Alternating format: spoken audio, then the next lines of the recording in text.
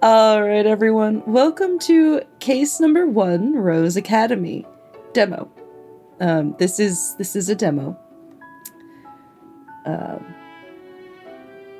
But it looks very good. I'm very excited.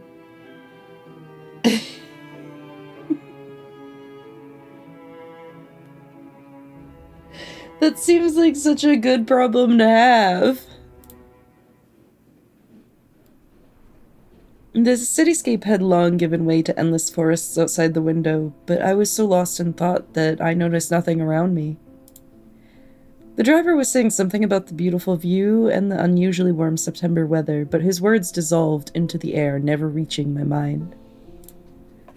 Usually I'm attentive to details, noticing any small things others miss, an inevitable professional deformation of a special agent. But that day, it felt like even if a red van drove into me, I wouldn't notice it. It was good that I was just a passenger that day and could afford to get lost in memories of what had happened in the morning.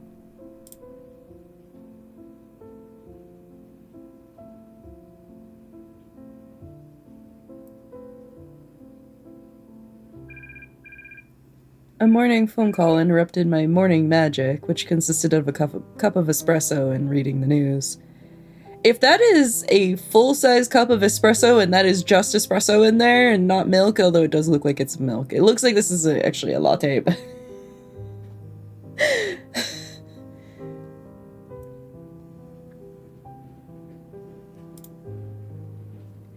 I rarely break my own rules, never answering unknown numbers, especially during vacation. But this time, something was different. A premonition told me this call wasn't random.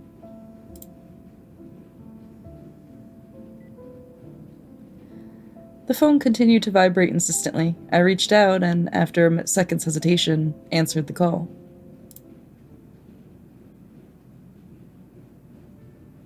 Hello? Oh, I didn't realize we were playing a boy. James? The girl's voice sounded vaguely familiar, but I couldn't recall where I'd heard it before. So, Aeon's at the boba shop, we do a type of drink that is caffeinated with lotus caffeine. And they usually have 2 or 3 pumps of it, so 2 or 3 shots of these caffeine hits. And it's like not an unreasonable amount of caffeine. But there is like one dude who comes in, and every time he gets a large, so it gets 3 of those pumps, so 3 shots, and then he adds an extra like 4 shots of that lotus energy in, and he always comes by at night. And I'm like, man, are you trying to see the universe?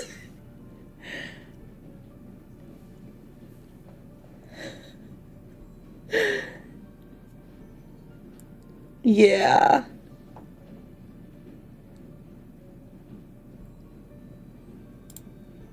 Who is this? Perhaps you don't remember me. It's been many years. It's Nika. We were at the same summer camp together, Bear's Cliff. Do you remember? Her name triggered a wave of long forgotten memories, washing the rest of the world out of my head. Nika, my first love. Of course I remembered. There are things you don't forget. Anybody else seen Higurashi? Or like the games or any of it to feel nervous about like a girl with long green hair? No, just me? Okay. I remember. It's so unexpected to hear from you after 10 years. Yes, 10. It's hard to believe. So this year marks the anniversary of our first meeting? The girl's voice sounded cheerful, almost playful. However, I was too surprised to play along. And of our last meeting, too. Nika, has something happened? For a couple of seconds, silence hung on the line. I could almost see her biting her lower lip, a habit she always had when she was nervous. I wonder if she still has this habit after all these years. You're right. Something has happened. I wish the reason for my call were just the anniversary, but there's something more serious. I heard you've become one of the best in your field. How did she know I'm a special agent? That's classified information. I mean, let's be real here. It looks like she's sitting in the Oval Office. Like, that window in particular looks distinct to me. Despite my curiosity, it's not a question to ask over the phone. Anyway, I need your help, James. What exactly is the matter? Yeah, like, she's a high-level job or rich as hell. Definitely high-level job, though, with that outfit.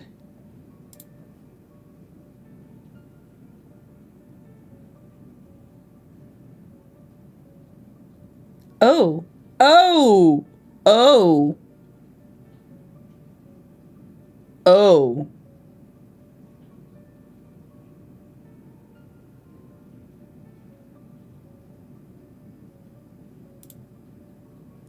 I'm the principal of a girls' school, and one of our students died yesterday. Okay! High-level job! Confirmed. Also, that's kind of burying the lead. The lead, like one of our students died yesterday. That's burying the lead a little bit there. It looked like a suicide, but she had no reason for it.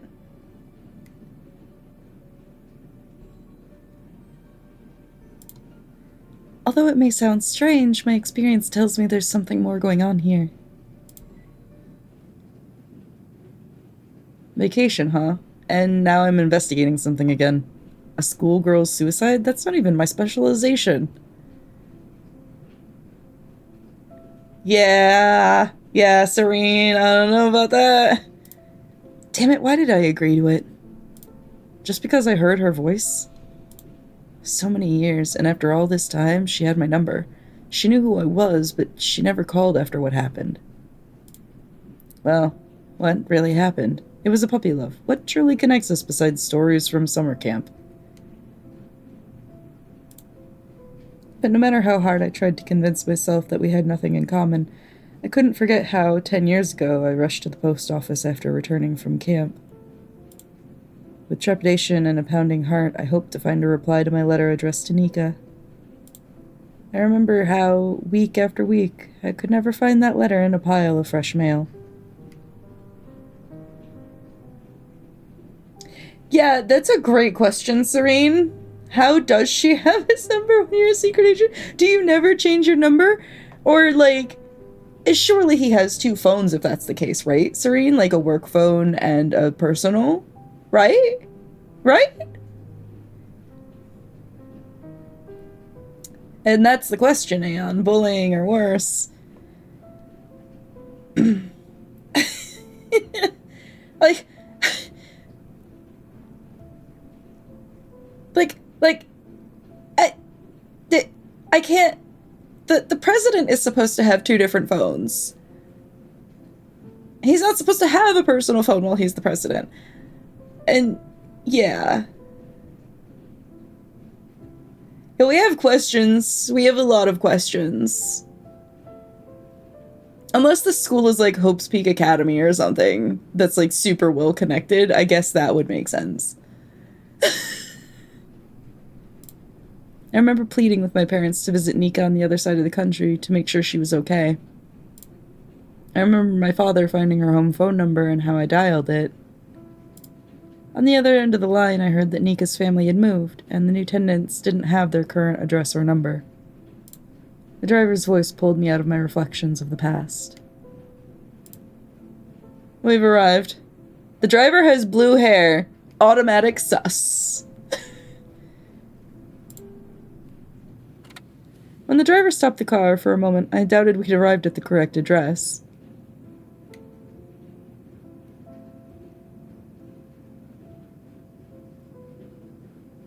Except, wait, the way he's talking about it is her family had a landline.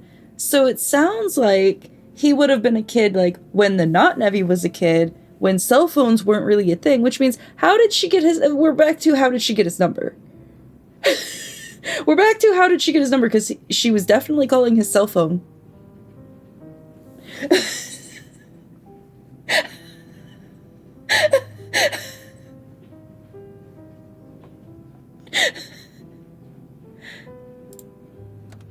The building visible beyond the gates looked more like a luxurious mansion belonging to some European aristocrat than a girls' school.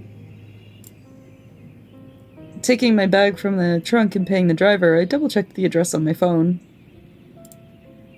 Rose Academy. The address seems correct, so it really is a school.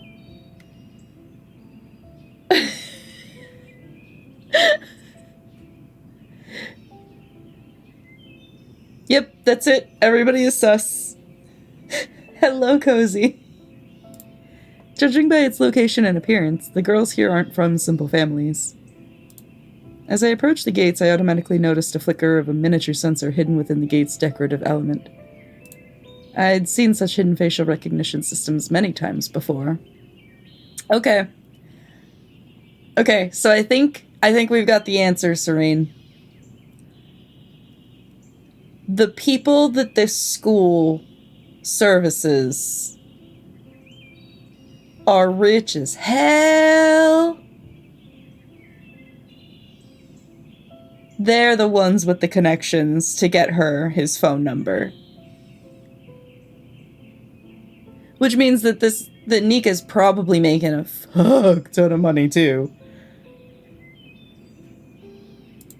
The only difference was that they were usually in government buildings or at secret headquarters meetings rather than in civilian institutions.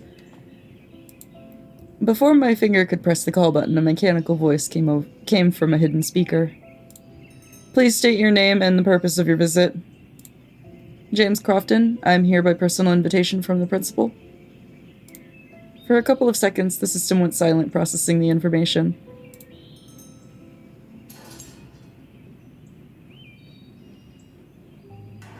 I walked through the gates and they smoothly closed behind me. Right, Serene? There were a few students in identical uniforms standing on the lawn. Noticing me, they immediately began whispering, casting curious glances my way. Like, could you imagine, like, if you could just, like, stick it out as a principal for a school like this for, like, 5 years, you could probably make enough money to, like, if you're careful with it, like, you're probably make enough money to just, like, get out after that.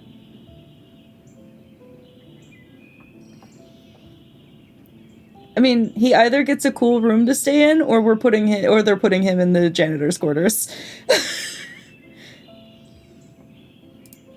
I pretended not to notice them, but my ears caught every word of their not-so-quiet conversation.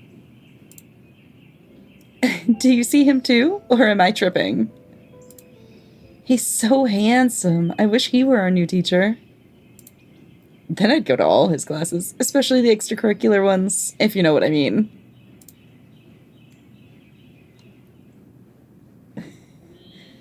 I assume guests are rare at this school.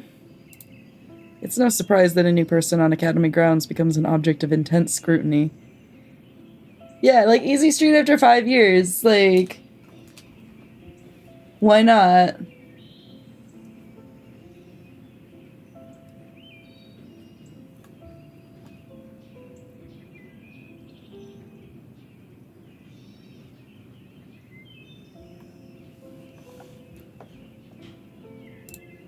And considering it's a girls' school, it seems I'm sparking a special interest among the students.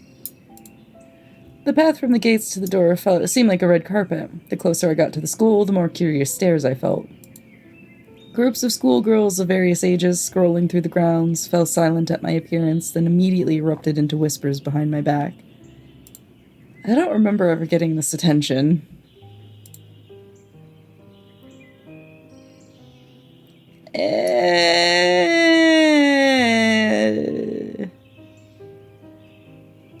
They're schoolgirls, and we are not. It is unpleasant.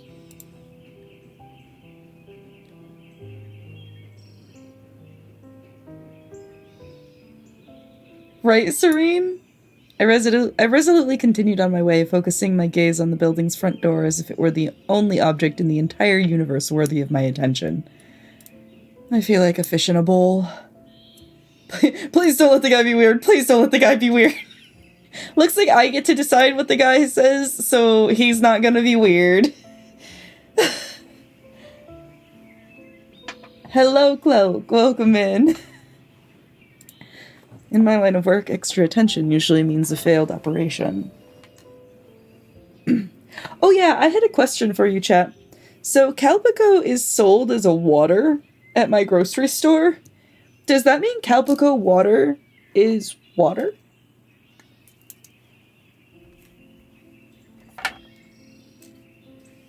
Does Calpico count? I'm not drinking Calpico for my water, Nevia Cloak. I'm drinking an actual bottle of water, but...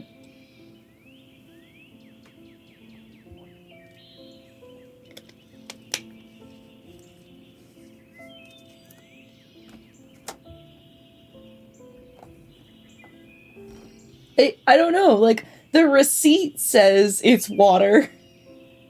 But, like, looking at the bottle, the first ingredient is water in Calpico. We don't need to worry about what the second ingredient is. But, like, if you read the Calpico, it reads non-carbonated beverage. If it says water, it says it in... Hang on. No, that's Calpico. If it says water, it says it in hiragana. And I can't read it.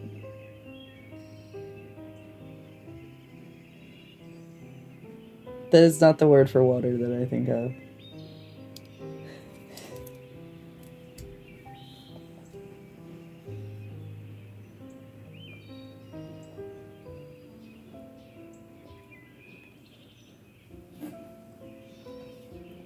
Alright, I've had water, actual water, not Calpico.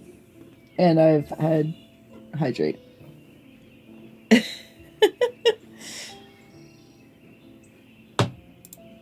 involuntarily shook my head, dispelling the intrusive thought. I took a deep breath as if before diving into the water and pushed the heavy front door open. Surprisingly, there were no guards inside the building.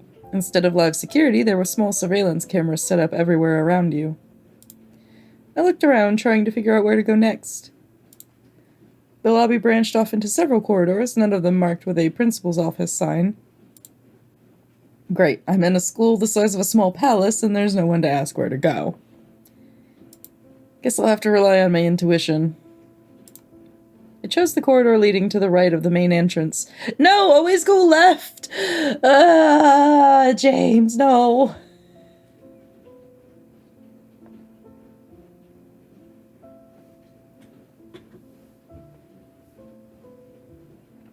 Oh.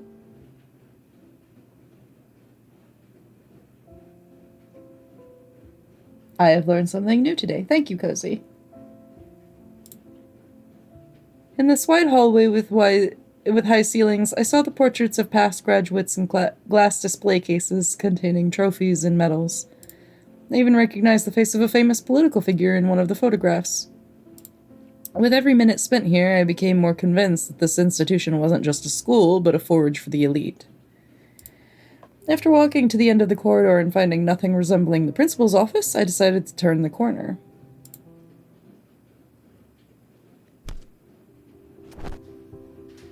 I felt a shove that nearly made me lose my balance. It took me a few seconds to collect myself and realize what had happened. Please don't be weird. Please don't be weird. Please don't be weird. Please don't be weird. No!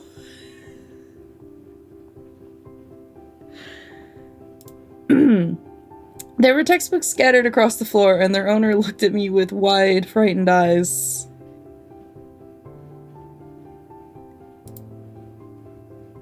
I'm sorry, I wasn't looking where I was going.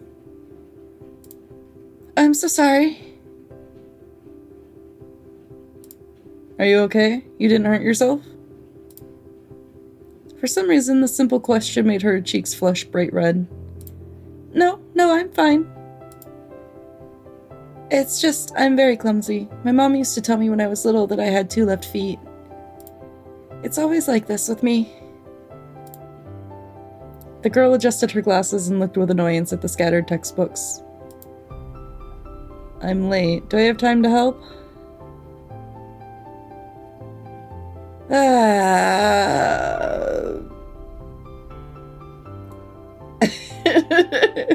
Cozy's like, let's leave. We'll help her. I knelt to help the girl gather the spilled books. Oh, you don't have to. I can do it myself. It's no trouble. Are you sure you didn't hurt yourself? No, I'm fine. Thank you so much.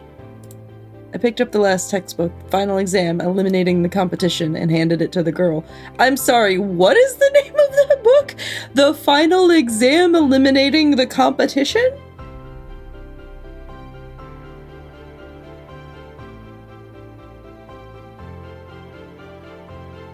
Well, I'm aiming for a good guy gameplay. I'm also aiming for him to not be a creep. Noticing the title of the book in my hands, she became even more embarrassed and quickly snatched it, carefully avoiding touching my fingers. Since we bumped into each other, maybe you can tell me how to get to the principal's office? I got lost in these endless corridors. Oh, the principal's office. Of course I know. It's straight down this corridor and then left. You won't miss it. There's a sign on the door. And thank you again for helping with the books. Her face brightened. It seemed she was glad she could help in some way. I adjusted my jacket and headed in the indicated direction. Such a prestigious school and no signs. Though perhaps it's part of their educational philosophy to foster independence. It's good I managed to ask the girl where Nika's office was, or I'd be wandering around here until evening.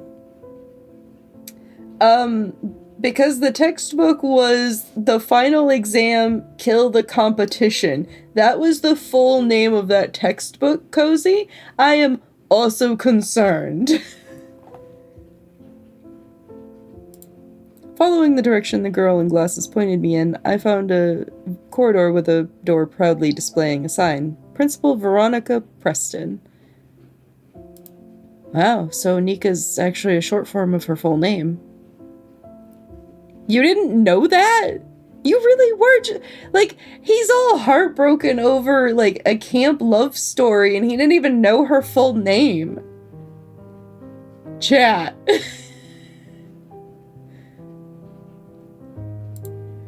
Seems I know very little about her. 10 years have passed, but I still remember her as the girl from camp. Yet in that time, she's become the principal of an elite school. I paused for a second before the door, gathering my thoughts. I knew it. I was like, is that Bunny's LeChonkly emote?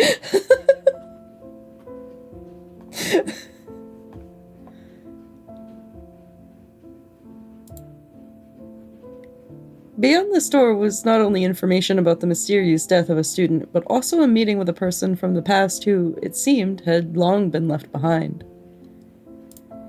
I took a deep breath and knocked. A muffled "come in" came from behind the door. I turned the doorknob and stepped into the office.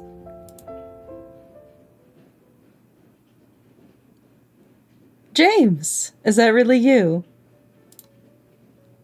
Nika, as expected, had changed in 10 years. Her soft, childlike features I knew were gone.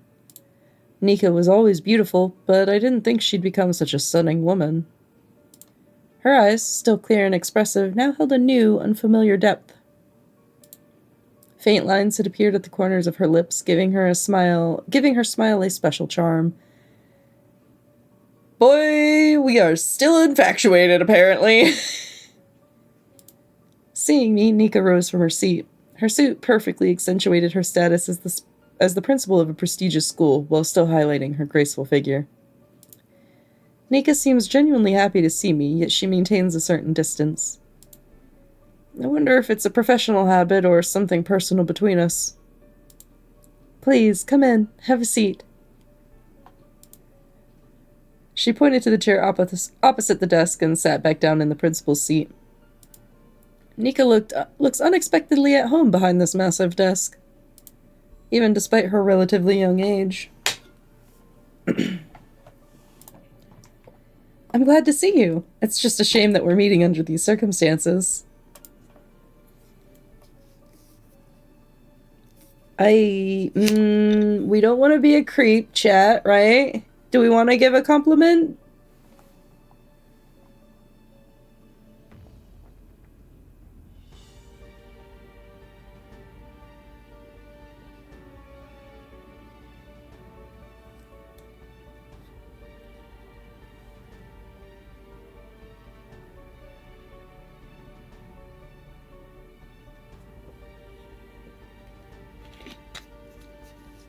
Okay.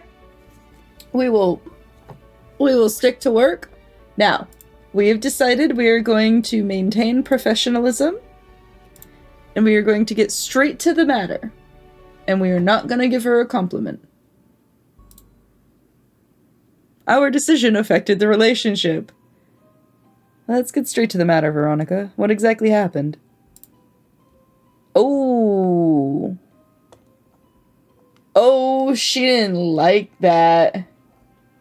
Okay, but Jackness, we're trying not to be creeps. And to give you information that you didn't have, these two were each other's first love, quote unquote, at summer camp 10 years ago, and he's hung up on it still. Also, she looks dangerous.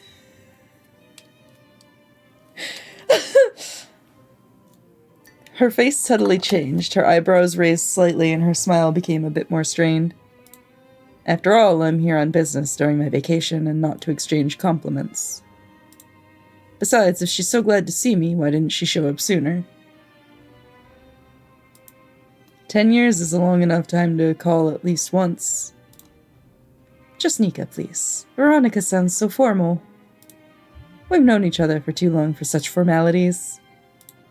She said this with a soft smile, but there was slight disappointment behind it.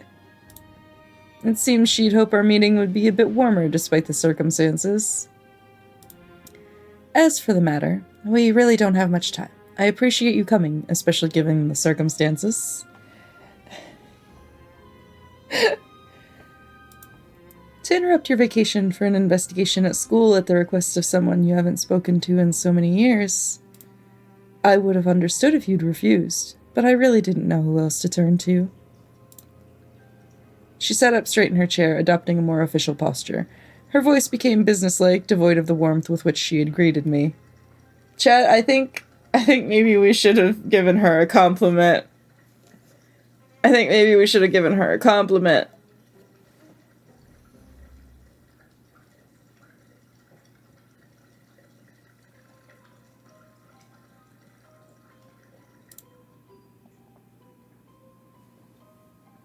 Nika took a deep breath, collecting her thoughts. It was clear that talking about what had happened was difficult for her.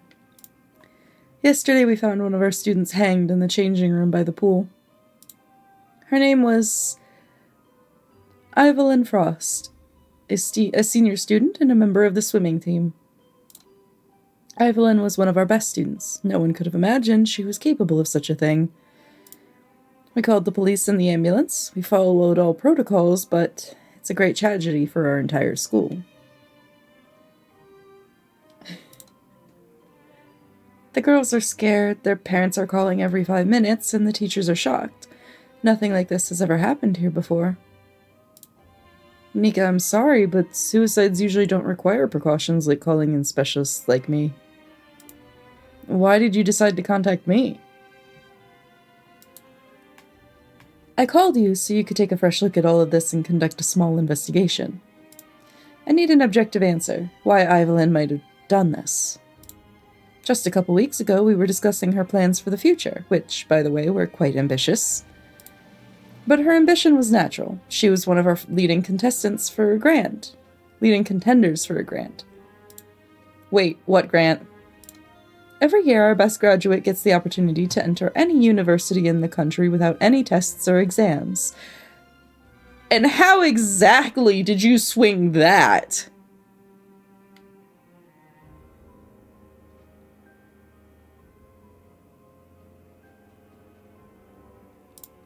It's not just admission. They cover her tuition, housing, and all other expenses. Of course, the competition is fierce. You right, Aeon. You right.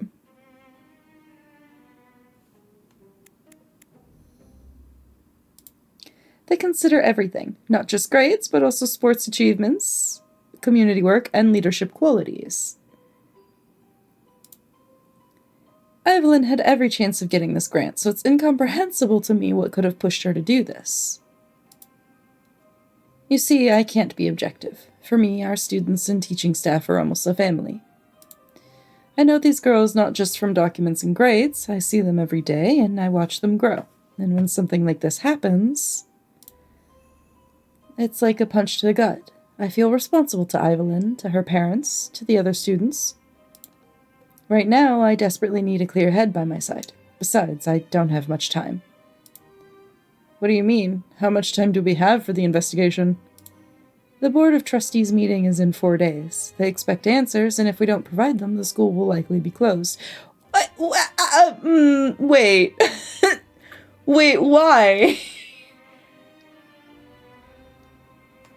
I'm gonna be real here, and this is a terrible thing to say, but one death at a school is usually not enough to shut a school down.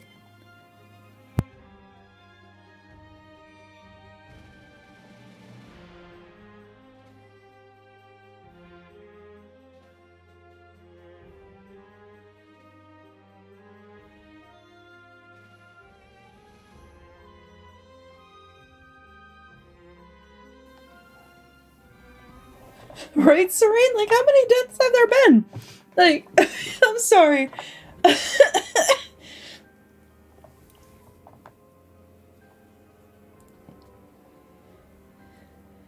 Yeah, and, like, it would have been covered up. It depends. Like, maybe the girl's family is really, really rich, and so they can't really cover it up, but...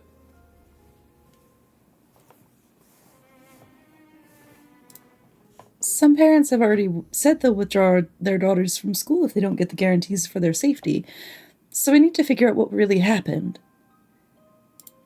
If it was suicide, we must understand the cause and do everything to prevent it from happening again.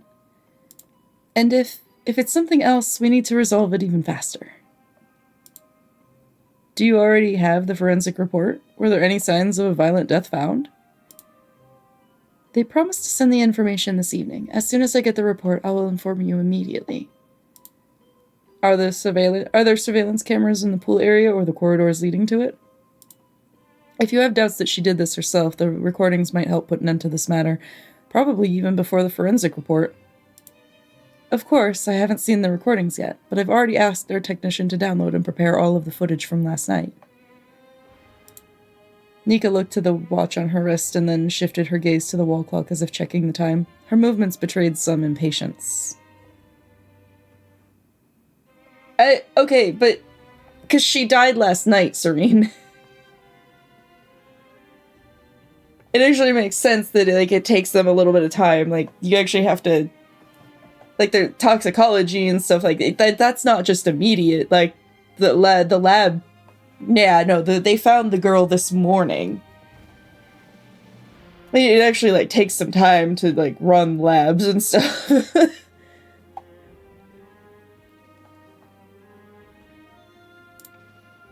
They'll be ready in 20 minutes.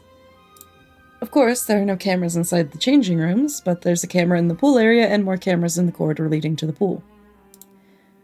In any case, if it's a suicide, cameras are unlikely to give us the answer as to why Evelyn did it. So let's start from the beginning. Where, who, and what time was the body found? In the changing room by the second pool around 10 in the evening. Annie Harper, her classmate, found her. Oh, okay, they found her last night. Still, like, it's not even been a full day. Wait, the second pool? Does your school have more than one? The school has 2 pools. One is for regular physical education classes, for students not specializing in swimming. The second pool is specifically for swimmers. Did Evelyn have a key to the pool? Instead of a key, we use a face scanner. Access is available to me, Coach Sam Rivers, and the girls on the swimming team. By the way, I've already requested to give you access as well, so you can enter the pool at any time. Right, Jade? There are 2 pools here? So jealous. My school didn't even have a swimming team, and we were right on Lake Michigan. Or not Lake Michigan, I'm sorry, Lake Huron.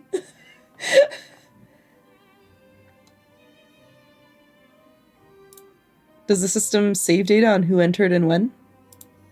The scanner installed at the pool doesn't save data. Unfortunately, we haven't had time to update it. Only the scanner at the main gate saves data and recordings, but in any case, Evelyn didn't leave the school grounds. Only adults are allowed to leave the school grounds, and Evelyn wasn't 18 yet. Well, we'll work with what we have. You said her classmate Annie found her. Is Annie also a swimmer? Yes, Annie is on the swimming team. In our school, classes aren't formed by age, but by specialization.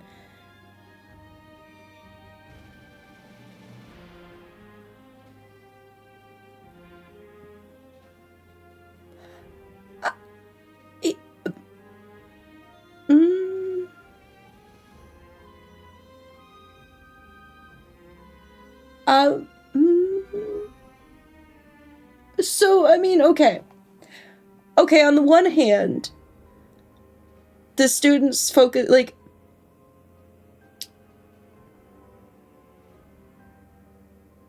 on the one hand, like, separating the students out by their specializations and, like, making sure that they're on, like, the track for that specialization and stuff makes sense. But you're telling me that your 17-year-olds are in the same classes as your 11 and 12-year-olds or whatever is the youngest age here? They're learning the same things? How?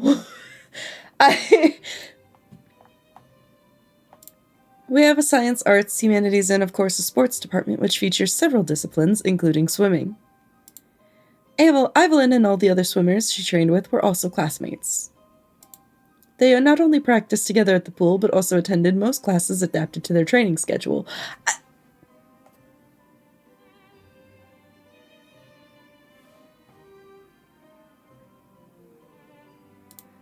That probably simplifies things, so we need to focus on the girls from the swimming team. I pulled out a notepad and pen from the inner pocket of my jacket. The habit of writing down details that remained from my first investigations. Something important could slip from memory, and in some cases, every little thing mattered. Please send me the data on everyone who had access to the pool, including students, teachers, and maintenance staff. All the maintenance staff were off for the weekend, so they weren't at school. Why? Wait, that doesn't make any sense! What if something breaks?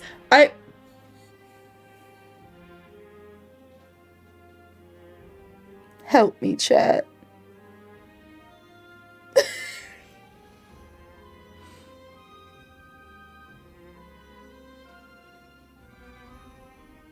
Help me, chat. I can't suspend my disbelief. My suspension. Okay. Alright, just we'll stop. Look, it's still probably better organized than most US education systems, so we'll go with that. How about that?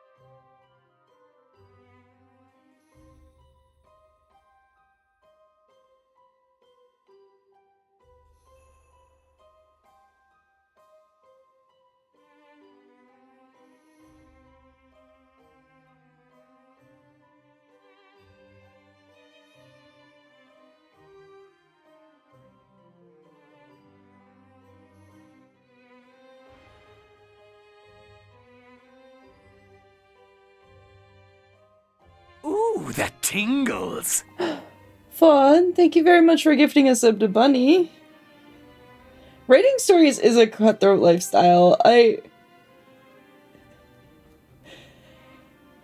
not trying to be mean to the writers of this at all, because, this is just how visual novels and, these sorts of stories are set up, and I do this all the time to books and stuff that I read, where I'm like, that logically doesn't make any sense. And, some things my suspension of disbelief is yeah, no, we're cool. I'm a goddamn frog. I can suspend my disbelief about and believing this entire house is full of objects that are now humanoid, and then I can date them. And then sometimes things just don't. Ribbit indeed, Jade.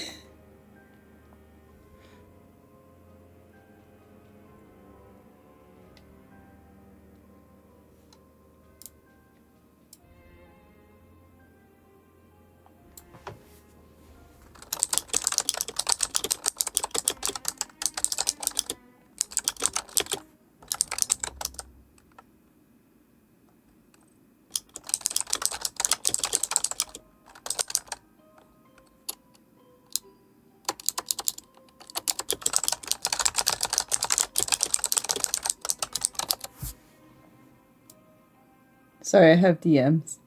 The game date everything, Jade. The game date everything. Oh boy, oh boy.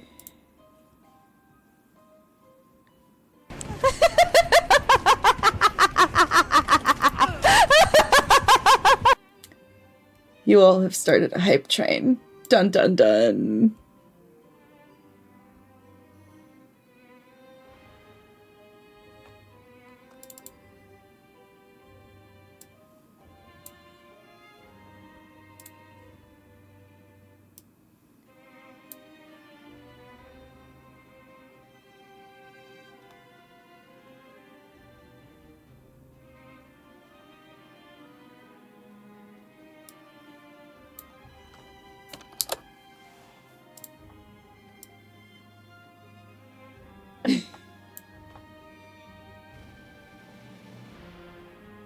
There are absolutely some amazing visual novels that have managed within the format, and Vampire Therapist, Slay the Princess is technically a visual novel.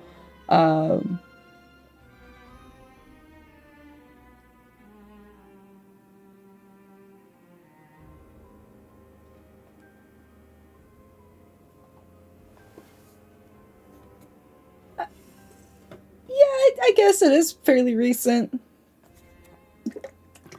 Do you not trust me? 'Cause I love Vampire Therapist. I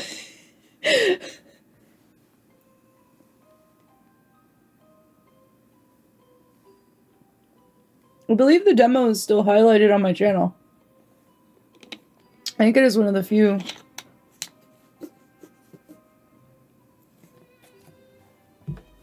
That has survived Twitch's unreasonable. Yeah, it's so good. It's so good. I'm on first name basis with the devs of Vampire Therapist. Another one that I'm really looking forward to for visual novels. Serene, thank you for the bits in the combo form, I think. Maybe not, I can't tell. Combos are weird. Another one that I really enjoyed, the demo for it, the full game isn't out yet, but is Save the Villainous. Oh, yeah, my bit alert is Miku Scream from Fatal Frame 1.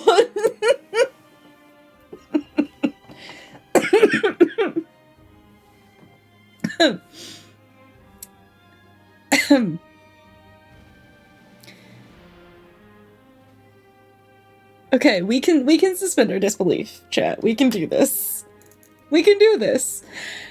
All the maintenance staff were off for the weekend, so they weren't at school. I'm not sure it's worth spending time on them. Serene jump scared herself. I'm sorry, Serene. As for the rest, I've already prepared the key information for you. Nika handed me a folder. Inside, I found photos of the coach and students, along with short information about each. Nika's phone vibrated, and at that very second, a notification sound chimed on her computer. She glanced at the monitor, her expression abruptly changing. I know it's urgent. I just have a couple more questions. Looks like time really is limited. I need to ask my questions wisely.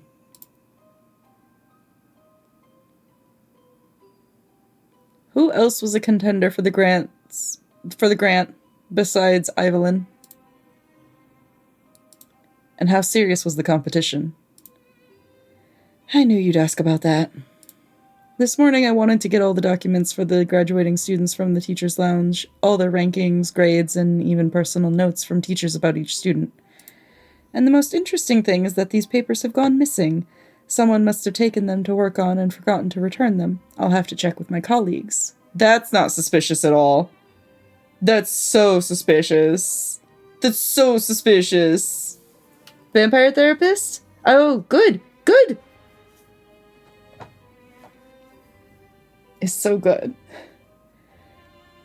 Yeah, the fact that she also thinks it's her colleagues took those papers, nah, fam. Nah. Regarding the grant, this year it was mainly Evelyn and her classmate, Mickey Elderwood, who were competing for it. Both are very talented, but in different areas.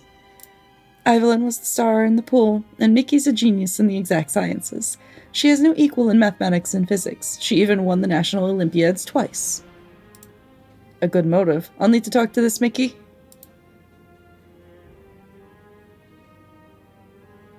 Does Evelyn or her family have enemies?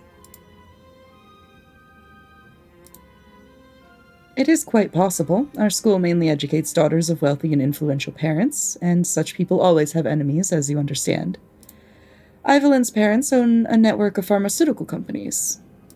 I heard their business has been growing a lot lately, and their competitors didn't like it. On one hand, thanks to her wealthy parents, Evelyn had many privileges, but on the other hand, she could have become a target for those who wanted to harm her family.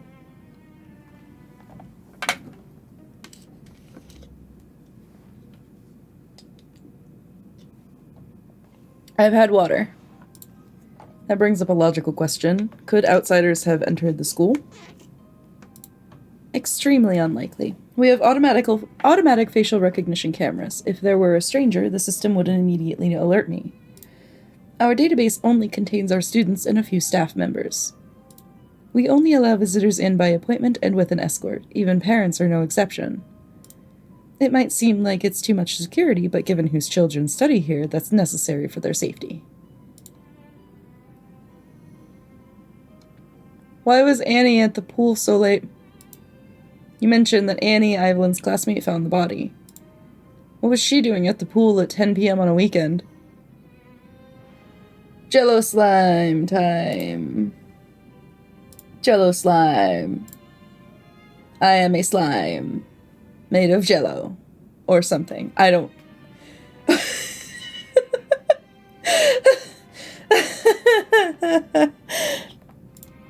Nika frowned and shook her head. Honestly, I don't know. When Annie came running into me in tears, the last thing I cared about was what she was doing there so late. I think you'd better ask her that question personally. Okay, I'll figure it out. A picture of what had happened was slowly forming in my mind. Of course, it wasn't complete, but I had the initial ideas. Do you think the camera recordings are ready yet? Or does the technician need more time? I think we can go down and check it. Johnson usually works very fast. He might have already prepared them. We both rose from our chairs, but before we could take a step, the office door burst open without a knock. A woman in a tracksuit almost flew into the room. Miss Preston, I have an emergency. The woman stopped mid-sentence, noticing me in the office, but she didn't look embarrassed. She was probably assessing what was happening. Sorry, I didn't know you had a visitor. I seem to have interrupted your conversation. I should have knocked. That's okay. That's James Crofton, the specialist I invited us to help understand the situation. James, meet Sam Rivers, our swimming coach. So what's your emergency? I'm afraid this emergency is sitting in front of you. The entire school is buzzing because of a man in a suit. People are spreading rumors.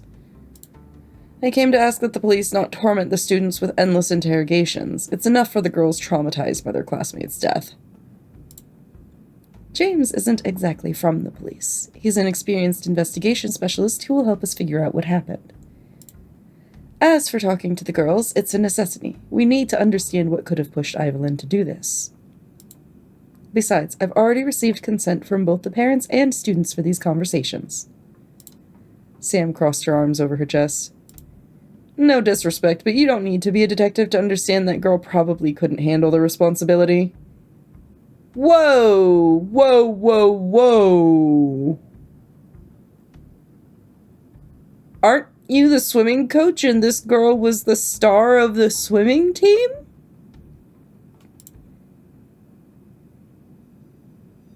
I didn't get a chance to ask what kind of responsibility she was referring to as the piercing wail of a fire alarm echoed through the building.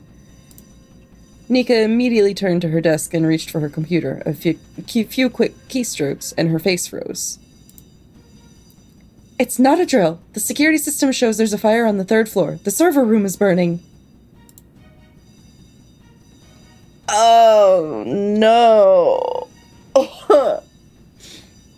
Johnson is up there preparing the recordings. Nika rushed to the door. Sam and I followed her. The corridor was already in motion. Students and teachers were exiting classrooms in organized chaos. I know, Serene, right? Like, she does have evil eyes by anime standards. We struggled to make our way through the crowd running towards us. The murmur of voices and blare of alarms filled the school. Nika, on the move, issued instructions to the teachers she met along the way.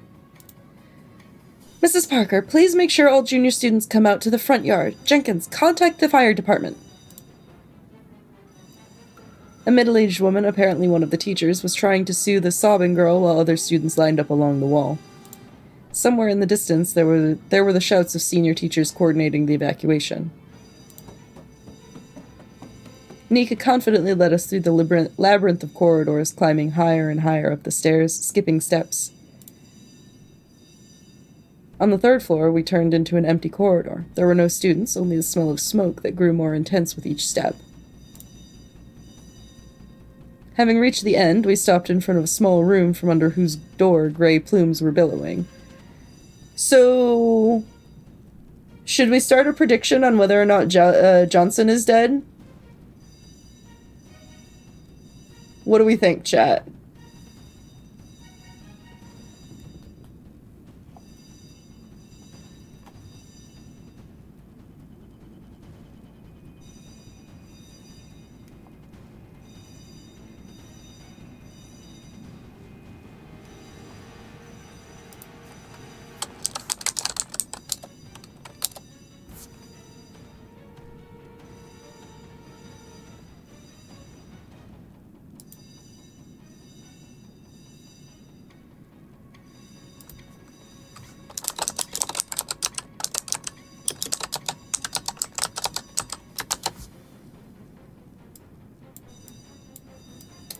Hang on.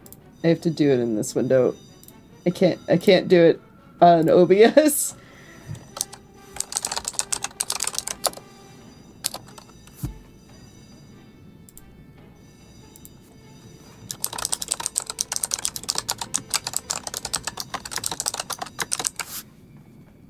Alright, you all get 30 seconds. Make your predictions. Put your points in. Unless you are in a country that you're not allowed to.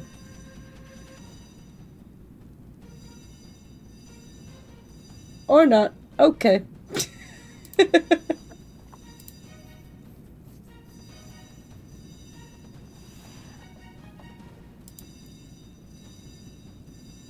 Johnson, are you there? There was no answer. I quickly looked around and noticed a fire extinguisher on the wall. Without wasting time, I ripped it from its mount. I knew it could be dangerous, but every second counted. Step aside.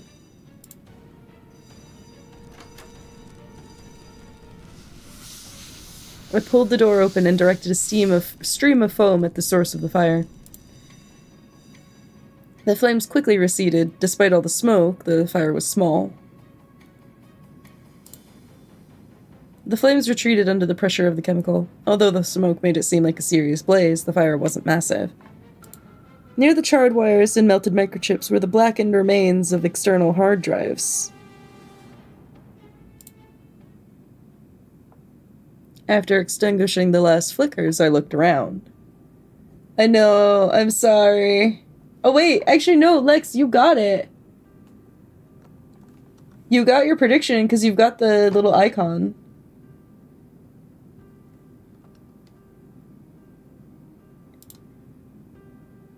It was a small room, more like a storage closet with several monitors and technical equipment. Thank God no one's here. Johnson must have evacuated with the others. Your technician probably survived, which is more than I can say for the computers. What a weird coincidence. The fire happened when we were about to get the camera recordings. Too strange to happen randomly. Okay, sounds like...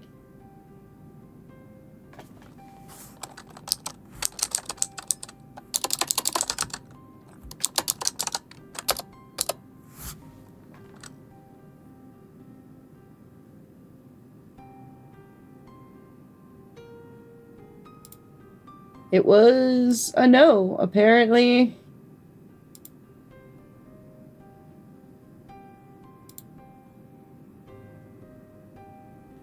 Apparently Johnson is alive, so Lex should apparently get 61 points.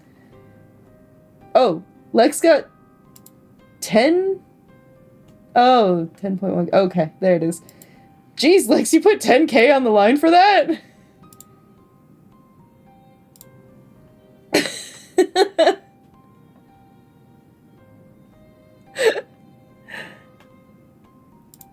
It looks like someone didn't want us to see their records from those cameras. It's quite likely this could relate to the girl's death. Is someone destroying evidence? We should find Johnson and figure out why the fire started so inopportunely and where he was at the time. I'll take care of that. And I also need to calm the students and staff. The sooner we normalize the situation, the better. James, maybe you could talk to Miss Rivers for now? She was Evelyn's coach and mentor. Maybe she could tell you something. I don't mind. I'd also like to examine the spot where the body was found. Sam, could you please show James the pool and changing room? I'll join you later. Sure, no problem. Nika, take your time. I'll talk to Miss Rivers and Evelyn's classmates. It's just Sam for you. Sam gave me a slight wink with an unexpected playfulness that didn't at all match her previous serious demeanor.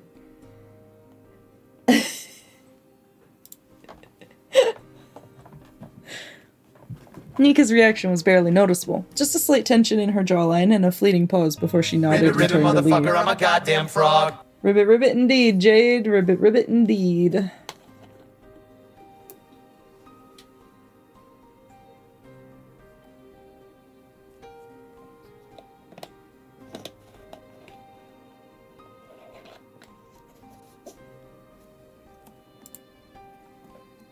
An invisible spark of tension seemed to flash between the two women, something I couldn't help but notice.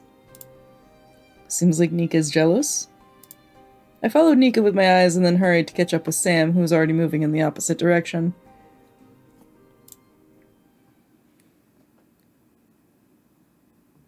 In silence, we walked down the corridor and descended to the first floor. The fire alarm had already quieted, but a faint scent of smoke still lingered in the air.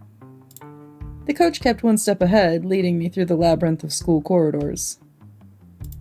Her confident gait and perfect posture unmistakably revealed a person for whom sport was a way of life, not just a profession. We passed several turns, went through double doors, and found ourselves in a spacious room with a high ceiling. The smell of chlorine immediately hit my nose. Here we are, the champion's home. The coach's voice softened, taking on playful notes. So, you're not the police? Then where are you from? Curiosity flickered in her eyes. She looked at me, her head tilted as if trying to solve a puzzle. I am more of a security consultant. Miss Preston invited me as an independent expert. Securities... Bah. Security consultant. Sounds mysterious. She took a step toward me, closing the distance. A mysterious man in a perfect suit, and handsome too, just like in the movies. I want to examine the changing room where the body was found. Could you show me? She nodded at me and headed towards a door on the right side of the hall. I followed her, trying to focus on the case and not her overt flirting. The changing room looked as usual. Rows of metal lockers, wooden benches, and a few shower stalls. Right, Jade? Like, ma'am, what are you planning? I'm with you, Aeon. She's so sus. I carefully examined the room, trying to understand what could have happened here yesterday. My gaze stopped at a thick water pipe running along the ceiling. So that's where they found her? Yep, that's the only place for hanging here. Sam instinctively reached for her neck, massaging her tense muscles, a physical sign of emotional discomfort. However, her face remained surprisingly calm for someone talking about the death of her student. What was Evelyn's locker number? 17. She answered without a second's hesitation. Does the coach know the locker numbers of all of her students, or just a select few? Flashback to everyone as humans.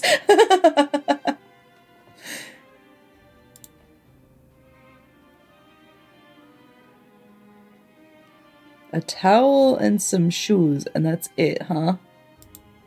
I approached locker number 17 and examined it. It was an ordinary metal locker, no different from the others, with a small blue towel and flip-flops inside. Finding nothing of interest, I crouched down to look under the bench, and at that moment, I felt a piercing gaze on me. I mean, some personal effects, Jade. If this has been her locker for an extended period of time, she's been going to this school for a long time, and she's been on the swimming team the whole time, you would think that there would be some personal effects in her locker, not just a towel and flip-flops.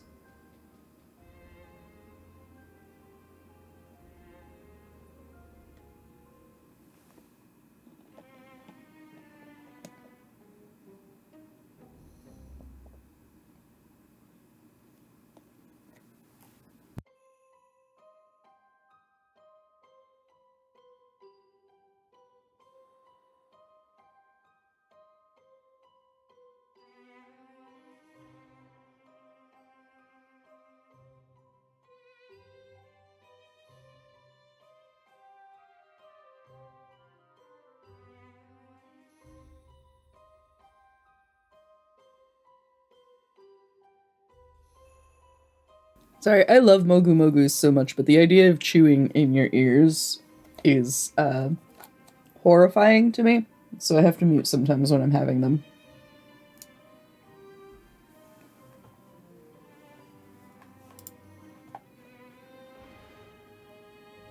Right, Aeon? Turning around, I noticed Sam quickly avert her eyes, but not fast enough for me not to Turning around, I noticed Sam quickly avert her eyes, but not fast enough for me to miss her gaze fixed on my butt. Didn't she leave a note? A note? Nah, nothing like that. And why was she? It's not her style. Why do you think so? Even when she was alive, that girl barely opened her mouth.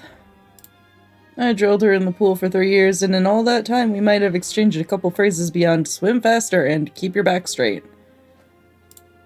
She was, how should I put it, reserved? For her, there was only the pool, the stopwatch, and the result. I looked around the room again, trying to see something that might offer a clue. Sam Rivers didn't take her eyes off me, her sneaker tapping nervously on the tiled floor. Maybe we should move to my office to continue our talk? Okay, I think I'm done here.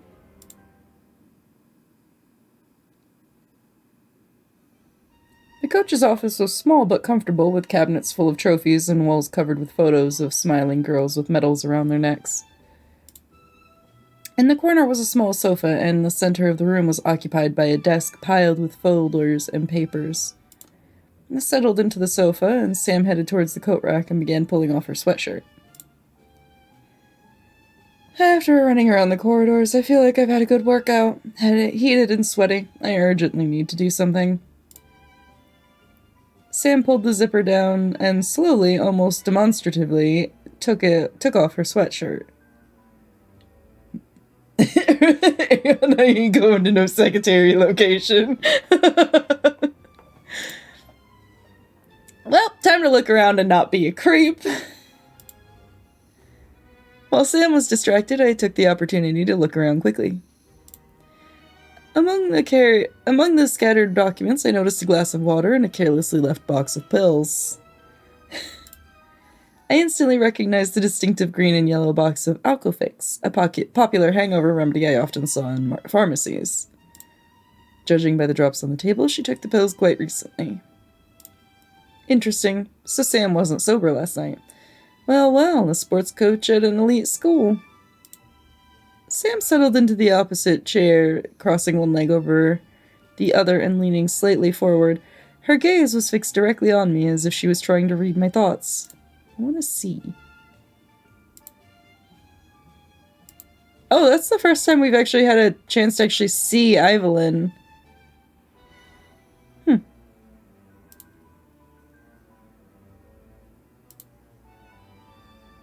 Okay, we have a picture of Sophie, but we don't have a picture of Mickey? I have no idea, Jade. We have a picture of Vivian and Annie. Why don't we have a picture of Mickey? Okay, Lex, bye! Mickey's gonna be the nerdy girl we bumped into at the start, isn't she?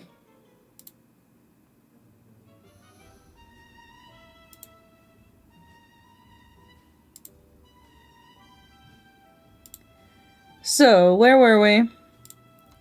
When we were in the principal's office, he said you weren't surprised Evelyn killed herself. Why? Even though I'm her coach, I shouldn't say that. And I shouldn't say this. Evelyn Frost was a very odd girl. I never saw her smile. Can you believe it? Not once. Even when she broke the school record at competitions, no joy, just a nod. But Evelyn was a damn talented swimmer. I had high hopes for her and planned to make her an Olympic champion. Interesting. She talks about Evelyn like a lost chance at glory, not a deceased student. Lately, have you noticed any changes in Evelyn's behavior? Perhaps she seemed depressed or upset? Hard to say. It was never clear what this girl was feeling. She'd come in, train hard, and leave, all in silence with a stony face. You know, I always felt that swimming wasn't her choice. Her parents probably pushed her and constantly demanded results. She probably just got tired at some point.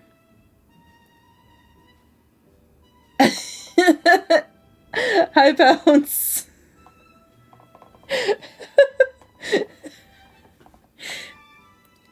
I think she's a heavy drinker, Pounce. You might want one of the others and not this one. This one, you might not want 4 of this one. Heavy drinkers can be expensive sometimes.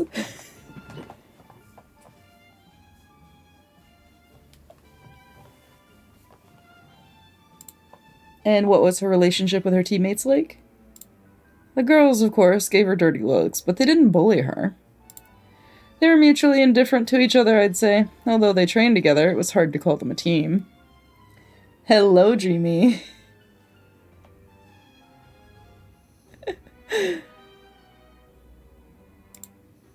I wanted to clarify one more thing. Where did Evelyn get the rope she used to hang herself? Sam frowned slightly and quickly looked around. She probably snatched it from in here, from the coach's office. I have a few ropes for training. Shouldn't the coach's office be locked? There was never a need, before all this mess, of course. But you just opened the door with a key when we came in. A fleeting look of confusion crossed Sam's face, which she instantly hid behind a playful smile. Detective, are you suspecting me of something? Yes, we are suspecting you of a lot of things. And none of them are good, Sam. Of course, I started locking doors after what happened. Didn't you go to the pool last night? On Sunday night? I certainly love sports, but not that much. Sam leaned forward, gazing intently into my eyes, the corners of her lips slightly upturned in a faint smile. Last night I was bored to tears on my double bed. You know, at moments like that, you really feel how big it is for one person. Though I think you could help me with that little problem. A detective with such abilities surely knows how to entertain a lady when she's lonely. Well,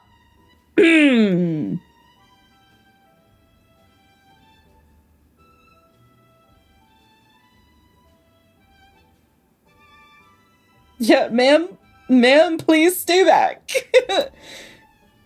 I'm afraid I'm strictly here for work, Sam. I'm currently focused my attention on the investigation. Man, they look so scary when we turn them down. I deliberately sat up straight in my chair to create a distance between us. I think I don't have any more questions for you today. Although, no, I do have one. Could you tell me where I can find Annie Harper?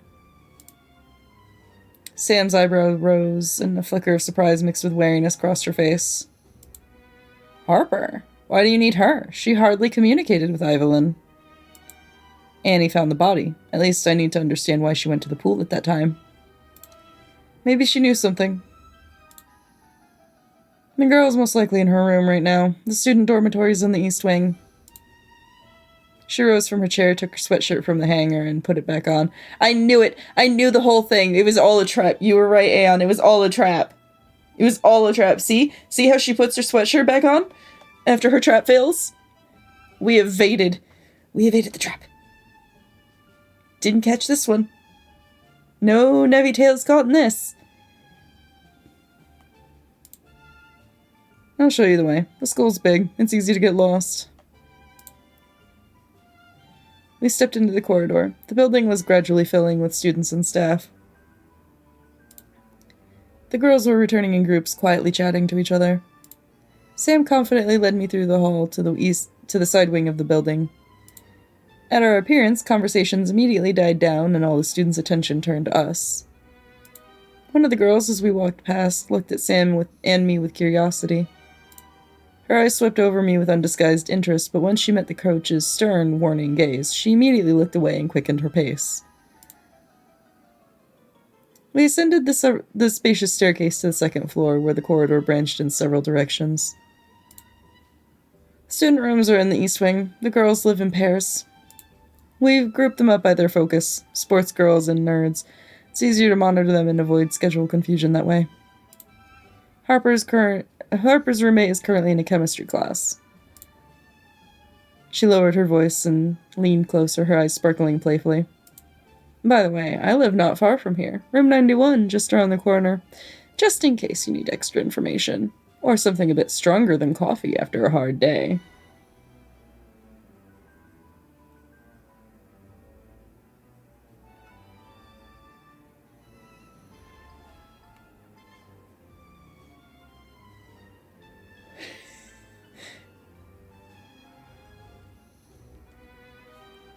I think she's talking about alcohol, Cozy, but I'll keep that in mind. Sam smiled slightly. My answer seemed to satisfy her. As we walked down the corridor, I noticed the room doors had numbers. Some of them decorated with stickers or drawings. Sam finally stopped in front of door 63. There were no decorations on it, just a small metal plate with a number. Here we are. The coach knocked briefly. There was no answer. She knocked again, a little more insistently. Maybe the girls haven't returned after the evacuation yet. We were about to leave when a quiet rustling sounded from behind the door. A couple of seconds later, the door creaked open a few centimeters. Annie, may we come in?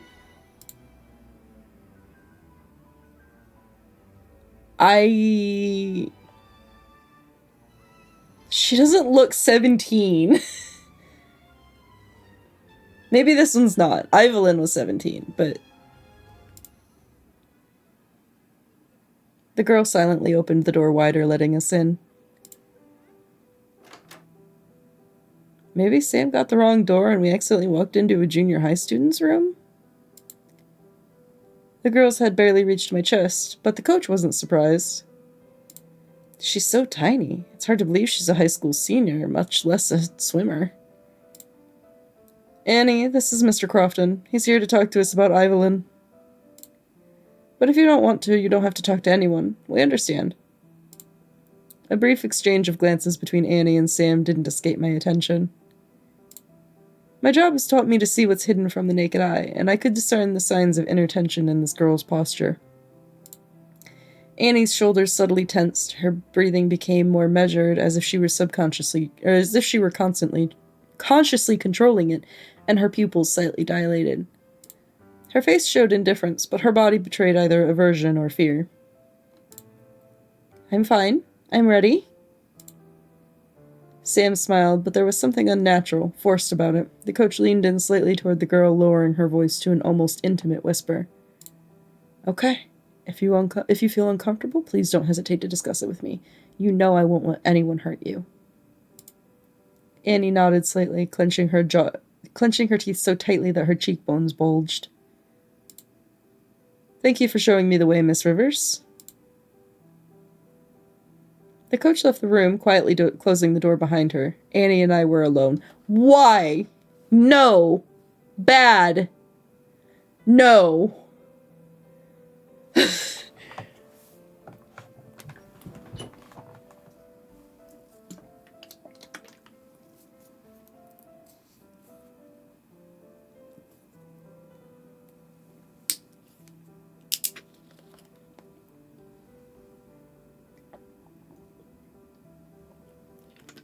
I have hydrated.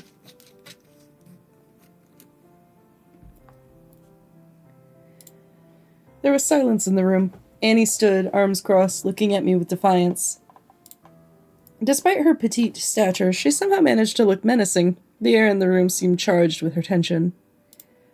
I decided not to rush things and let her get used to my presence. I unobtrusively scanned the room, noting a curious detail.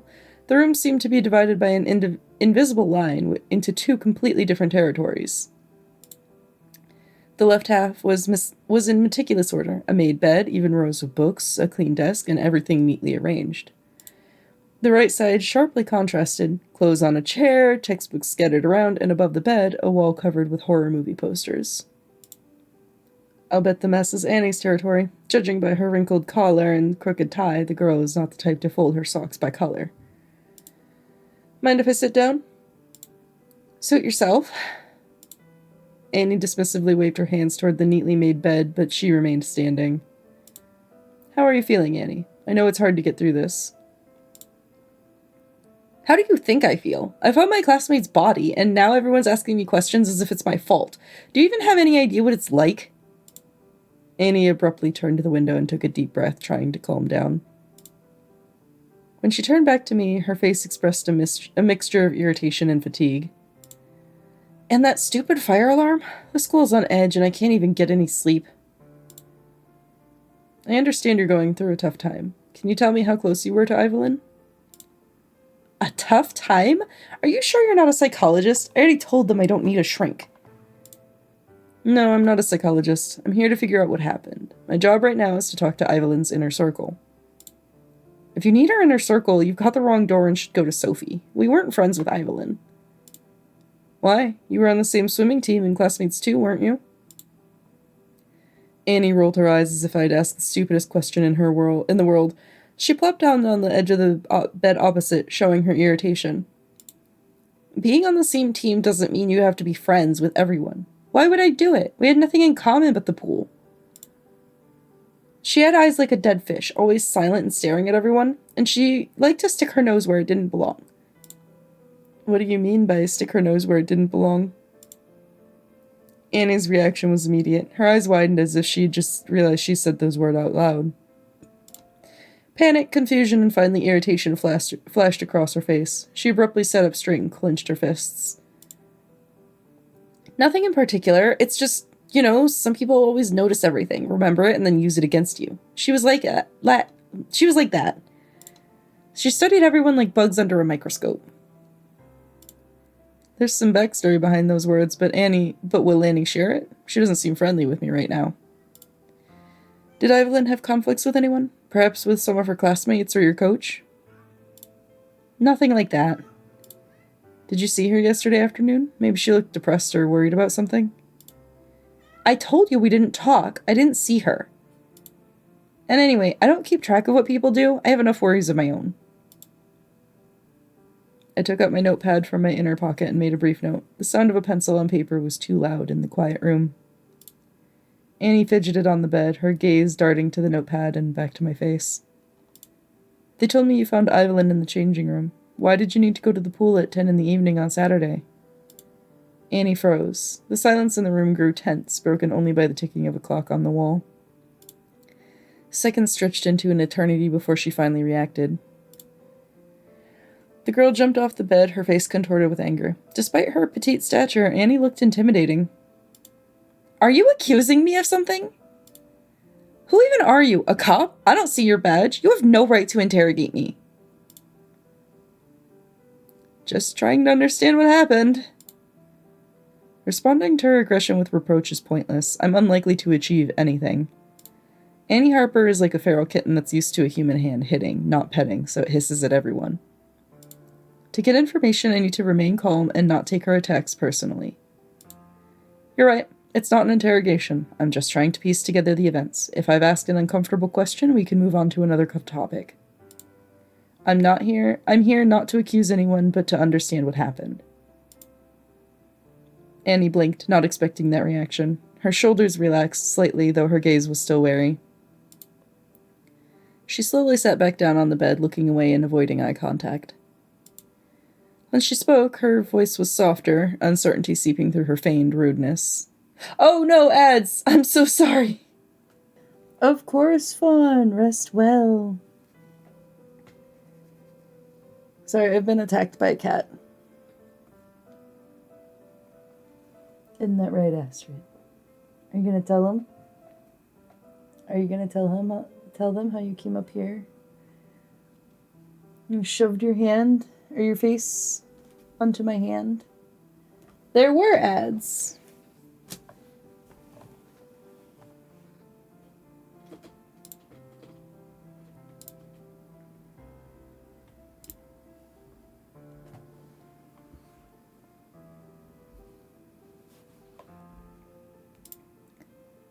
I forgot my towel in the changing room. I wanted to wash it before tomorrow's training. Nothing special. I just went in and I found her.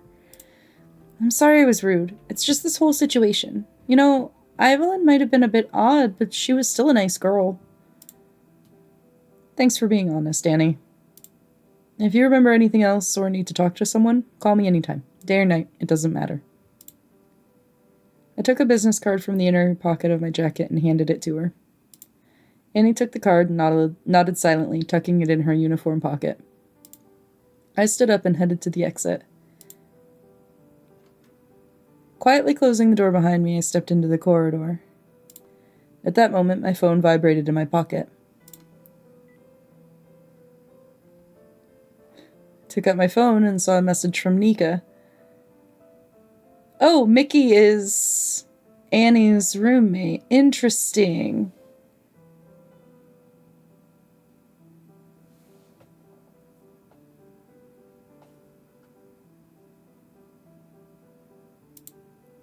Well, I've already talked to Annie. Mickey wasn't in her room, so now I can go see Sophie Williams, Evelyn's roommate. Nika said they were friends. I straightened my tie and moved down the corridor to room number 65. When I reached the door, I knocked. No one answered. I waited a few seconds before I knocked again, a little louder. Silence. I tried the door handle. The door is locked. Didn't the swim coach say that the girls were specifically paired with like one sports roommate and the other one into like mathematics or something, so that they could easily keep track of them? So I assume Sophie is in class right now. Sophie must be in class or just doesn't want to see anyone after everything that happened. After reviewing the list again, I decide to visit the room of a student named Vivian Devereaux. The girl's last name seemed vaguely familiar to me. I continued down the corridor, past identical doors with simple plates, but when I reached door number 73, I saw it didn't look like the others. Below the number was an elegant drawing of a crowned lion. Judging by the style and technique, it was a family crest. I knocked on the door, and almost immediately a female voice answered from within. "Come in." Stepping into the room, I involuntarily froze in surprise. The scene that unfolded before me didn't match the idea of a student room in a boarding school. Instead of a typical school dormitory furnishings, I saw something more akin to a 5-star hotel room. In the center of the space on a large bed, I noticed the room's owner, an elegant girl in a silk robe surrounded by pillows. She stretched gracefully like a Disney princess who had just woken up. Daylight streamed through the translucent fabric of her robe, accentuating the curves of her figure. The girl hopped off the bed with the grace of a ballerina and took a step toward me. "Miss Devereaux?" The words slipped from my lips unexpectedly formally. Damn, why am I being so formal? She's Annie's age. But Annie looks like an ill-mannered junior high school student, while Vivian looks like a young woman confident in her beauty and influence. If this isn't a good time, I can come back later. "It's all right. Please, come in." Vivian gestured to a poof and sat in a chair at the vanity table. Every movement she made was smooth and refined, as if she were playing a role in a well-rehearsed performance. I accepted the invitation and sat down on the fluffy pink poof, discreetly observing the room's details. A private room with a double bed and a vanity table for a student? What was up with Vivian? We have nothing except that she exists. Got it. Even an elite school has its hierarchy, and Vivian Devereaux is definitely at its top. "You're Mr. Crofton, aren't you?" "Please excuse my appearance. I didn't sleep well last night and dozed off." Vivian turned to me, crossing one leg over the other. Sunlight from the window lit up her profile, highlighting her flawless features. "Please stop talking about a high school student's flawless features."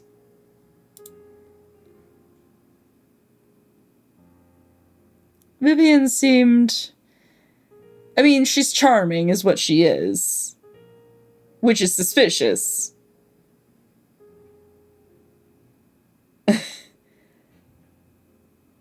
But she is clearly trained to be charming.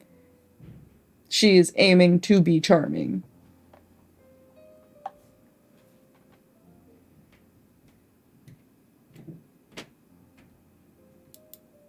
Oh, wait.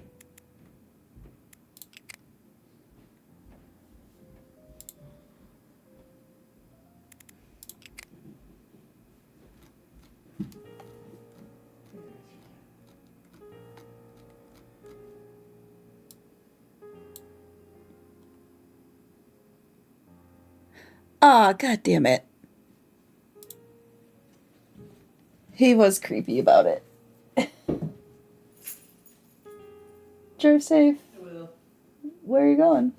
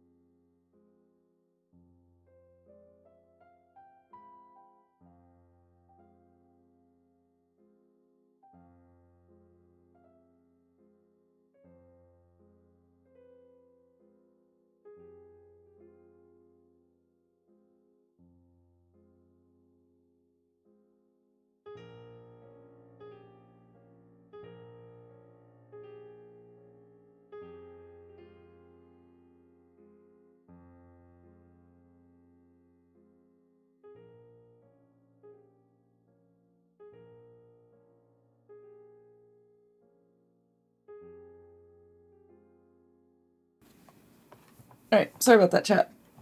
I was talking to Lennon for a second. Okay. Damn it, I certainly didn't plan a meeting like this. I'm a detective, of course, but first and foremost, I'm a man, and I can't help but notice that Vivian Devereaux is a rare beauty. And when such a girl meets you in a translucent robe, anyone would lose their head. And besides, the age difference between us is not that big. No! No! Bad! Bad! Bad! Sorry for the intrusion. I must admit I didn't expect such an unusual encounter. I hope our conversation won't take too long and you can get back to your rest. My smile was warmer than it should have been for a formal conversation. Vivian responded with a slight curve of her lips. Something tells me we'll get along. So I wouldn't be upset if our conversation dragged on a little. I froze, mesmerized as Vivian coquettishly tucked a stray strand of hair behind her ear. Why are we in these girls' rooms again? Why are we in their rooms again? It took me a while to come to my senses and remember why I was there. I took out my notepad, signaling that the time for polite pleasantries was over, and it was time to get to the purpose of my visit. You probably know why I'm here. I need to understand what happened to Evelyn Frost. Any information might help, even if it seems insignificant to you. A great tragedy. I still can't recover from the moment I learned that our Evelyn is gone. I've even thought about packing my things to go home. That's how shocked I was. But then I decided to stay, to support the girls, especially Sophie. I saw her this morning. The poor thing is beside herself. They were so close. She's probably blaming herself for not seeing the warning signs. It's hard to accept the death of someone you love. You always think about what you could have done to prevent it. What words needed to be said? What actions should you have taken? But sometimes people make decisions that we cannot prevent. Everyone has their own path and can choose when to leave it. You speak as if you're not particularly surprised by Evelyn's suicide. Maybe you noticed these warning signs? Evelyn and I never had any heart-to-heart conversations. Of course, if we were friends, I would have noticed something strange and would have immediately reported it. But given that we didn't communicate, it's hard for me to say if anything changed in her. Perhaps she looked the same, but who knows what was on her mind? What prevented you from getting along? You spent several years in the same class. You're her second classmate, to mention that she was hard to get close to. May I be frank, Mr. Crofton? Of course, that's what I'd prefer. I think Evelyn is the type of person who prefers the company of her own thoughts over other people. She never reached out to people, and people didn't reach out to her. It's simple. As for me, don't get me wrong, I wasn't biased against Evelyn. I don't really get along with any of my classmates. To me, they're kids. We have little in common. Aren't you all the same age? I'm talking about psychological age. I've always found it more interesting to spend time with more mature people.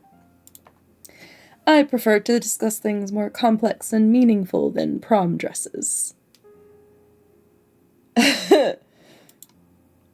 Vivian sounds quite self-confident. I'd even say narcissistic. Do you think pressure could have affected Evelyn? I know she was a good student and the best on the swimming team. Maybe her parents or Coach Sam Rivers expected results from her and Evelyn didn't want that? Something flickered in Vivian's eyes, a quick, almost imperceptible shadow. For a split second, her mask of social confidence wavered. Then the smile returned, even wider than before, but there was something strained, mechanical about it. It was as if someone had flipped an invisible switch to make her facial muscles adopt their usual expression, but forgot to turn on sincerity. I don't know anything about her parents. And Coach Rivers. She wouldn't do that. There was a short pause. Vivian sat up straight in her chair as if someone had stuck a ruler to her back. Although the girl's face remained unperturbed, her tense posture betrayed her desire to end the conversation. Mr. Crofton, I understand you're looking for answers, but I am afraid I am not the person who can give them. My knowledge of Evelyn is that she was a good swimmer and didn't talk much. Nothing more than you already know. Thank you anyway. I appreciate any information. I have one more question. I rose to my feet, taking my time to continue the conversation. Years of work have taught me that sometimes silence elicits more truth than a dozen answers. Watching Vivian, I noticed how she froze in unnatural stillness. No movement, not a single breath, as if she was on pause. Her reaction can say a lot, and the most obvious is that Vivian is afraid I'm going to ask her an uncomfortable question. Do you know where I can find Sophie Williams? I knocked on her door, but no one answered. Having realized the question had nothing to do with her, Vivian relaxed and smiled again, more sincerely this time. On Mondays, Sophie usually has private swimming lessons. I know, because I have the same training right after hers. So most likely, she's at the pool now. Thank you. I'll look for her there then. I closed my notepad and stood up. Vivian rose after me and headed to the door to see me out. When I reached for the door handle, it didn't budge, as if it was blocked. Oh, I completely forgot to mention. I have a defective handle. No one's rushing to replace it. Well, I'm used to it now. To open the door, you first need to pull it towards you, then push down on the handle. Let me show you. Vivian glided to the door and leaned slightly, demonstrating how to open the lock. At that moment, the collar of her robe parted a little, and I noticed a dark mark on her chest. Until then, the mark had been under her top, but it was clearly visible now that she leaned forward. Oh, fuck.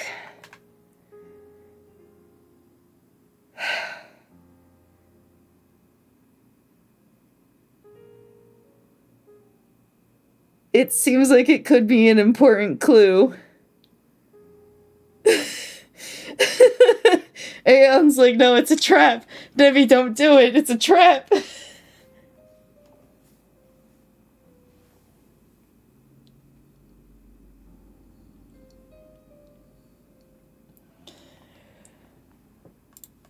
I shouldn't be staring where I shouldn't. Birthmark, bruise, it doesn't matter. I shouldn't be staring at a student's chest. I'm here on business, not to add inappropriate gawking at schoolgirls to my list of sins. Though, for a routine school investigation, there are too many ambiguous situations here. First Sam, now Vivian. It's like someone's deliberately testing the boundaries of my professional ethics. Everyone is sus. Everything is a trap.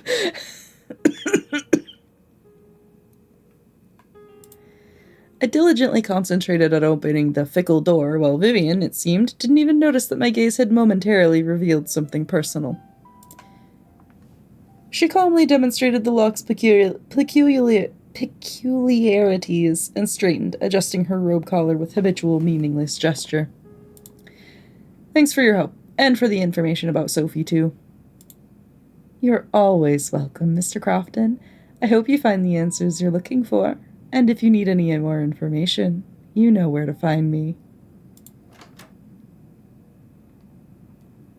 Leaving Vivian's room, I headed to the pool, following the same route Sam had taken me earlier.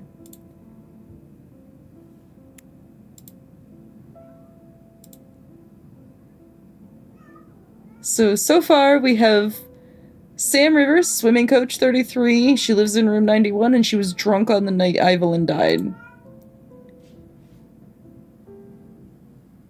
This should say roommate of Mickey.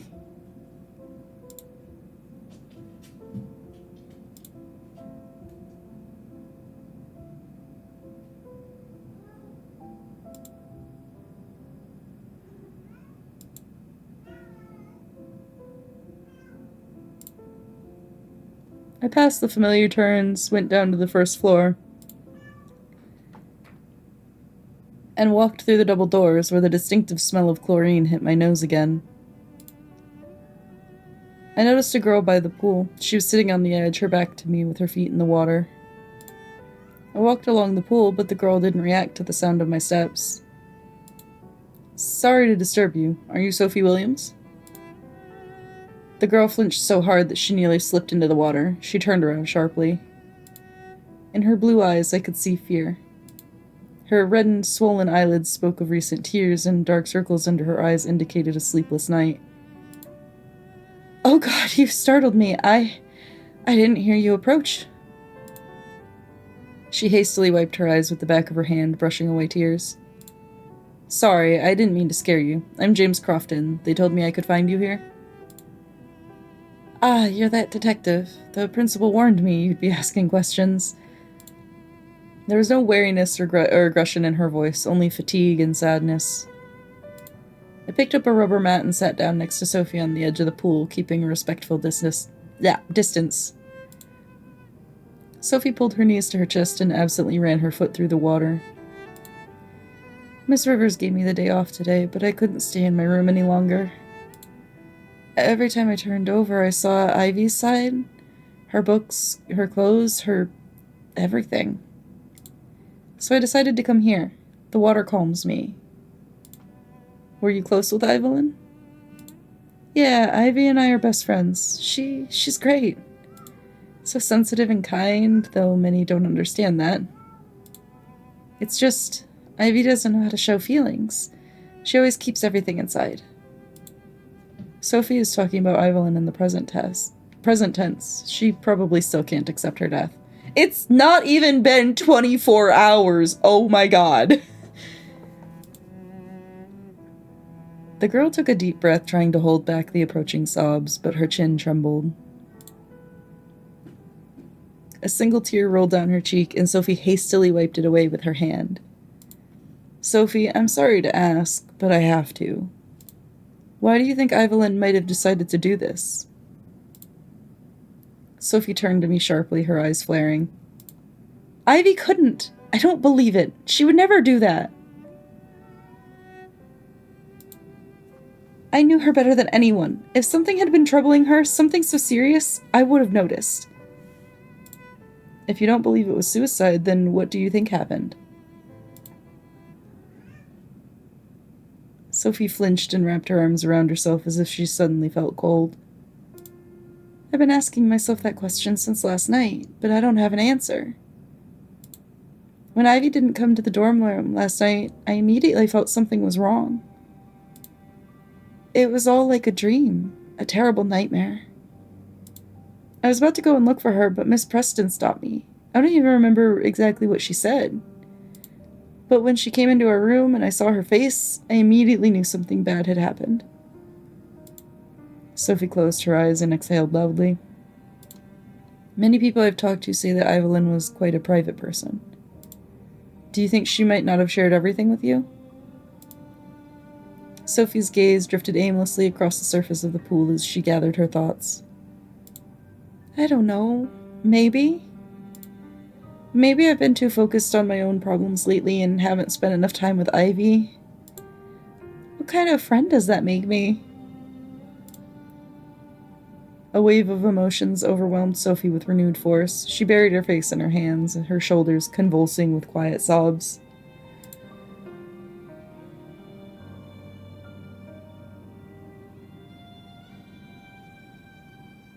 We do not touch. We do not touch, but we will comfort her with words.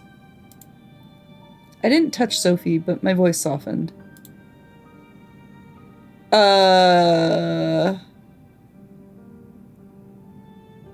I can't read Cyrillic, chat. Listen, Sophie, what happened isn't your fault. Sometimes people hide their pain so deeply that even the closest ones can't see it. You should remember Evelyn for who she was, your best friend. And if you want to help her, help me figure out what happened. Sophie slowly lowered her hands, revealing her face reddened from tears. My words hit their mark. A flicker of determination appeared in her eyes. I took a clean handkerchief from my pocket and offered it to Sophie. She gratefully took it, dabbing her eyes. You're not what I imagined you'd be. What did you imagine me to be?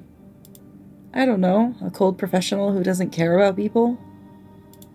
She sighed softly as if gathering her strength. And you're right, Ivy deserves for her loved ones to know the truth. No, I think it's okay. We didn't touch her. No, and we specifically have not touched her.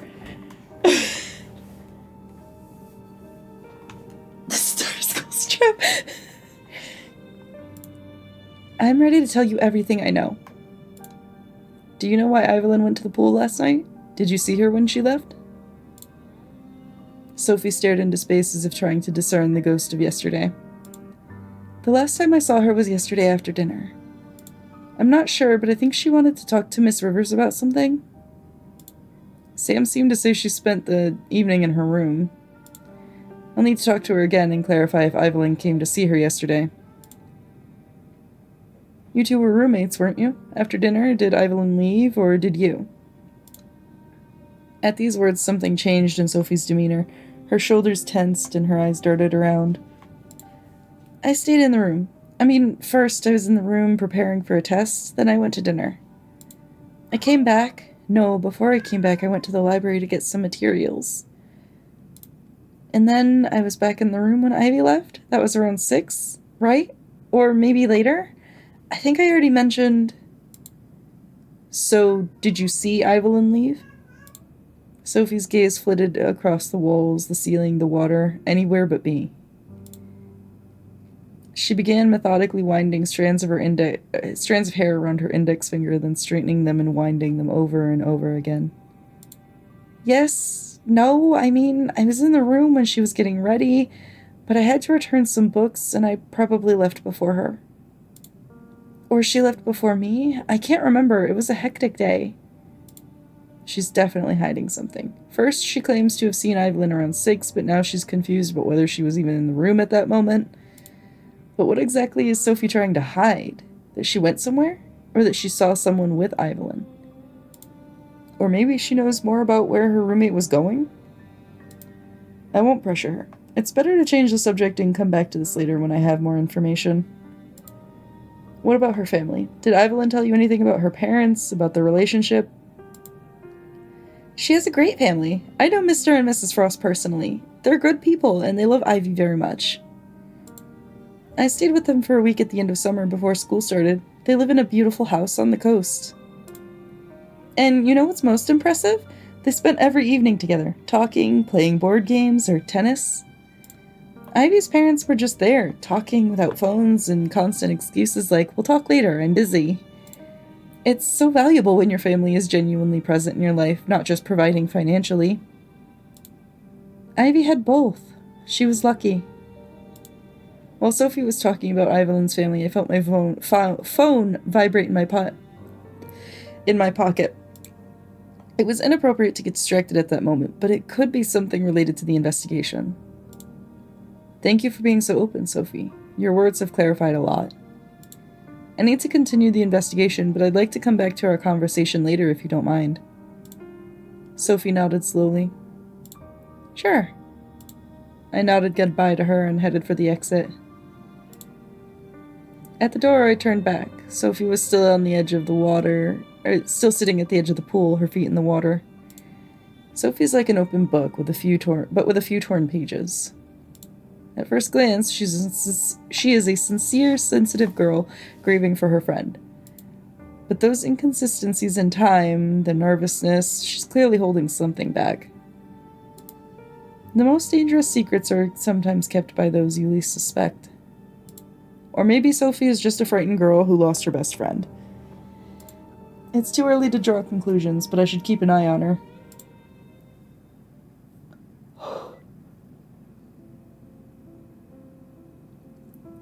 Oh, goodness, okay.